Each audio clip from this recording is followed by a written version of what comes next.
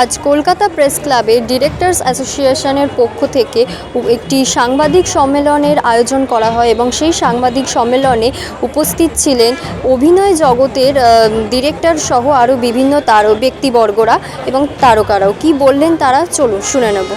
আজ directors association of eastern ইন্ডিয়ার পক্ষ থেকে একটি সাংবাদিক বৈঠকের আয়োজন করা হয়, যেখানে উপস্থিত ছিলেন পরমব্রত চ্যাটার্জি, অনির্বাণ চট্টোপাধ্যায়, শিবপ্রসাদ মুখোপাধ্যায় সহ আরও বিশেষ ব্যক্তিবর্গরা, যার প্রধান উদ্দেশ্য হল চলচ্চিত্র জগতে শুধু অভিনেতারাই নন, তার পাশাপাশি টেকনিশিয়ান দলের যারা রয়েছেন তারাও যেন সমানভাবে কাজ করতে পারেন। শুধু তাই না, তার পাশাপাশি ডিএআই এর ব্যক্তিবর্গরা কলকাতা ফিল্ম ফেডারেশনের বানিয়ে দেওয়া কিছু নিয়মের বিরুদ্ধেও অভিযোগ এনেছেন এবং তারা এও বলেছেন সরকারের কাছে একটি কমিটি গঠনের প্রস্তাব করা হয়েছিল তাদের পক্ষ থেকে, কিন্তু তারপরেও সরকারের পক্ষ থেকে কোনো সাড়া না পাওয়ায় তারা অবশেষে আইনের দ্বারস্থ হয়েছেন। মানে আমরা হুঁশিয়ারি দেওয়াতে বিশ্বাস করি না। এটা আমরা একটু আগেই বললাম, এটা কোনো বনামের গল্প না। তো হুঁশিয়ারি কথাটার মধ্যে একটা ভয় দেখানোর ব্যাপার আছে। এটা ভয় দেখানো জিনিসটা আমরা অন্তত মানে আমাদের পক্ষ অন্তত বিশ্বাস করে না। আমরা মনে করেছি যে আমরা যে কথাগুলো বহুদিন ধরে বলার চেষ্টা করছি সেই কথাগুলো গুরুত্ব দিয়ে শোনা হয়নি যে কোনো কারণেও। তো এরকম পরিস্থিতিতে এই একটা গণতান্ত্রিক দেশের স্বাধীন নাগরিক হিসেবে বা স্বাধীন নাগরিকদের একটা গোষ্ঠী হিসেবে আমরা মনে করেছি যে আদালতের কাছে যাওয়াটাই শ্রেয়, সেটাই করেছি। কতটা স্বস্তির নিঃশ্বাস পাচ্ছ? স্বস্তির নিঃশ্বাস কি ব্যাপারে? এই ব্যাপারে যে কতটা কাজটা এগোবে বা ফেডারেশনের যে পুরোটা সমস্যার কথা আপনি বললেন, সেই পুরোটা সমস্যা নিয়ে কি মনে হচ্ছে সেগুলো হবে সমাধান? মানে এটা তো চটজলদি আজ কথা বললাম কালকে সমাধান হয়ে যাওয়ার মতো তো নয়। সেটা যদি হতো তাহলে বুঝতেই পারছেন তাহলে এতদিন ধরে যেটা নিয়ে কথা তাহলে হয়ে যেত সেটা। হ্যাঁ, তো চীন 3.5 মাস ধরে সমাধানের কথা তো অনেক পরেকার কথা। আমরা আগে অনুরোধ করেছিলাম বা আমাদের সেই প্রমিসটা দেওয়া হয়েছিল যে একটি কমিটি তৈরি হবে যেটি খতিয়ে দেখবে ফেডারেশন তার এখতিয়ারের মধ্যে থেকে কাজ করছে নাকি করছে না। এখন সেই কমিটিটিই তৈরি হয়নি। তার খতিয়ে দেখা দূরস্থান, তার রিপোর্ট দেওয়া দূরস্থান এবং সমাধান তো আরও দূরস্থান। তো সেই জন্যেই হয়তো এটা লং টার্ম সমাধানের একটা পথ, যেটার কথা আপনারা বলছেন, মানে যেটা আমরা করেছি সিসিআইয়ের কাছে যাওয়া এবং পরবর্তীতে আইনি পদক্ষেপ। কিন্তু আদালতই তো একমাত্র ভরসা একটা গণতান্ত্রিক দেশে, একটি প্রজাতন্ত্রে।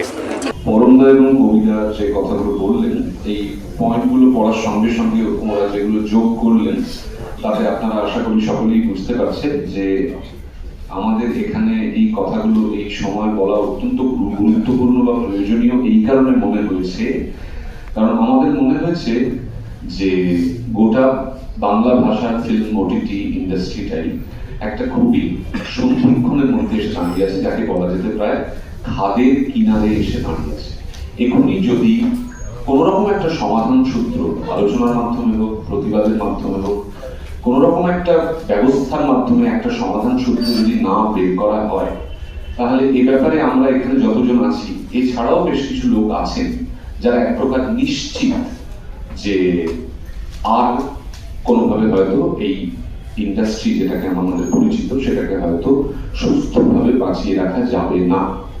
এবং আবারও আমি একবার আপনাদের মনে করিয়ে দিতে চাই যে এরকম বহু মানুষ আছেন যারা লিখতে পারেন, অন্য কাজ করতে পারেন, সাংবাদিকতা করতে পারেন, বাইরে চলে যেতে পারেন, নানা রকম কিছু করতে পারেন, কিন্তু আমরা যে টেকনিশিয়ানদের সঙ্গে কাজ করি, যাদের সঙ্গে কাজ করি, যারা দীর্ঘদিন প্রায় 20, 25, 22, 15, 12, 17, 10 বছর ধরে এই পেশাটাকে ভিত্তি করি, এই পেশার উপর নির্ভর করি নিজেদের সংসার, সন্তান সবকিছু গড়ে তুলেছেন, সব থেকে বেশি বড় সমস্যা প্রায় গভীর অন্ধকারে কিন্তু পড়ে যাবেন প্রথমে তারাই। ফলত প্রথমেই আজকে আমাদের এই প্রেস কনফারেন্স আমাদের দাবি দেওয়া থেকে আমরা অনুরোধ করব বনামের গল্পটাকে সরিয়ে দিন, যে এটা ডিরেক্টরস বনাম টেকনিশিয়ানের গল্প নয়। এটা ডিরেক্টররা তাদের কনসার্ন জাহির করছেন গোটা ইন্ডাস্ট্রির সমস্যা নিয়ে, ইনক্লুডিং টেকনিশিয়ানস। হিন্দি সিনেমার ক্ষেত্রে কিন্তু বা হিন্দি বা অন্য ভাষার ক্ষেত্রে কিন্তু সর্বভারতীয় অফিসিয়াল যে ভাষা আমাদের রয়েছে তার ক্ষেত্রে আমরা যে ভাষায় কথা বলি, সেক্ষেত্রে আমরা দেখছি যে কোনো কোনো ক্ষেত্রে 52% প্রথম সপ্তাহে, দ্বিতীয় সপ্তাহে 42.5 আর তৃতীয় সপ্তাহে কখনো সেটা 37.5 হয়, আবার 30% হতে পারে। তাহলে ক্লিয়ারলি বাংলা সিনেমায় একজন প্রযোজক যখন ছবি রিলিজ করছেন এবং ছবি রিকভারি করছেন, তিনি কিন্তু লস করছেন এবং করছেন। প্রত্যেক দিন তার রোজগারের যে টাকা, সেখান থেকে তার রক্ত চলে যাচ্ছে।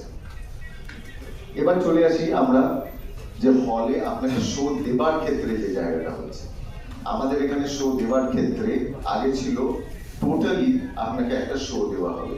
সেখানে কি হচ্ছে, আপনি যখন টোটালি শো যখন মানে এর আগে যে নিয়ম, যেটা এর আগে যারা নিয়ম করেছে সেখানে বলা হয়েছিল আপনাকে টোটালি কত % শো দেওয়া হবে বা কতগুলো শো দেওয়া হবে, সেটা কিন্তু হল অনুযায়ী ছিল।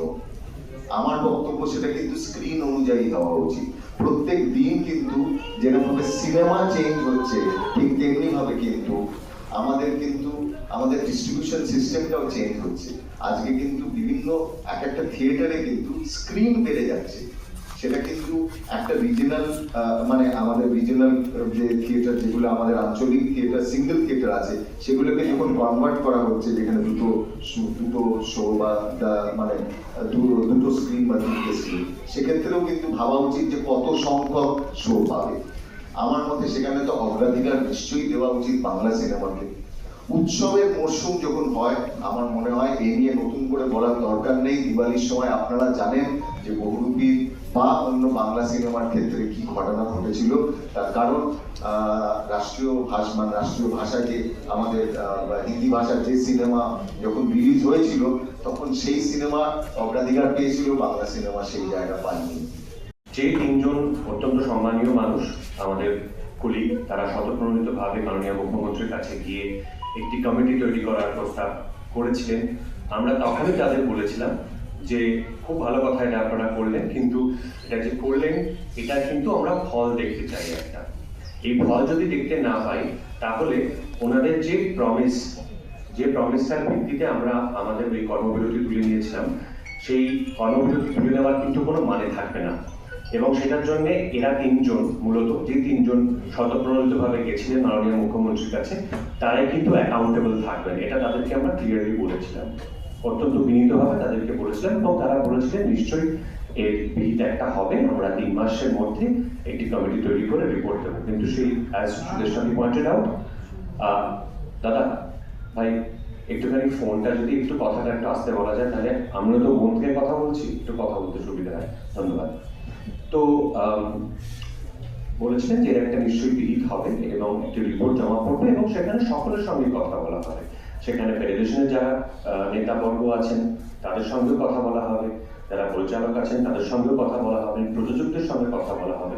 তার কারণ আমরা একটাই কথা বারবার করে বলার চেষ্টা করছি, সেটা হচ্ছে একটি ইন্ডাস্ট্রি, একটি ফিল্ম ইন্ডাস্ট্রি স্টেক হোল্ডার কিন্তু সবাই। টেকনিশিয়ানরা যেরকম তার স্টেক হোল্ডার, প্রযোজকরা লগ্নি না আনলে একটি ইন্ডাস্ট্রি চলে না, চলতে পারে না। পরিচালকরা সেই লগ্নিকে যদি ঠিকমতো ব্যবহার না করেন, তাহলেও একটি ইন্ডাস্ট্রি চলতে পারে না। তো পরিচালক এবং প্রযোজকদের এক্ষেত্রে অন্তত যে সমস্যাগুলো ফেস করতে হচ্ছে, হয়তো সেগুলো কোথাও একটু ওভারল্যাপিং বা একে অন্যের সঙ্গে মিলেমিশে আছে। প্রযোজকদের অনেকেও আমাদের সঙ্গে আছে, ইনফ্যাক্ট আমরা যারা এখানে বসে আছি আমাদের মধ্যেও অনেকে পরিচালক হবার পাশাপাশি প্রযোজক। সেই ব্যাপারের কথা আমার পরে আমার সহকর্মীরা, আমার সিনিয়ররা বলবেন। আপাতত যেটা বলতে চাই সেটা হচ্ছে কি এই সমস্যাগুলো ঠিক কি, সেগুলো নিয়ে ভাষা কিছু ধারণা আপনাদের সকলেরই আছে। আমার ধারণা সকলেই জানতে পারেন, প্রত্যেকেই অনেক শব্দ শোনেন, সেই শব্দগুলো নিয়ে অনেক ক্ষেত্রে ইন্ডিভিজুয়ালি আমাদেরকে এসে জিজ্ঞাসাবাদ করেন যে আচ্ছা এই নিয়মটা আপনারা কিভাবে দেখছেন, এটা আপনারা কিভাবে হ্যান্ডেল করতে চাইছেন।